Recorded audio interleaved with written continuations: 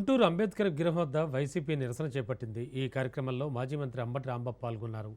TTD chairman పదవికి BR Naidu రాజీనామా చేసి తిరుమల పవిత్రతను కాపాడాలని మాజీ మంత్రి అంబటి రాంబాబు డిమాండ్ చేశారు. రాజీనామా చేయాలని నిరసన వ్యక్తం చేసిన వారిపై ఎస్సీ/ఎస్టీల కేసు పెట్టడం, వారిని అరెస్ట్ చేయడం దుర్మార్గమైన చర్యని అంబటి అన్నారు. రాష్ట్రంలో విచిత్రమైన పరిస్థితులు నెలకొని ఉన్నాయని, వైసీపీ నాయకులు నేరం చేయకపోయినా వారిపై కేసులు పెట్టి జైలుకు పంపుతున్నారని మండిపడ్డారు.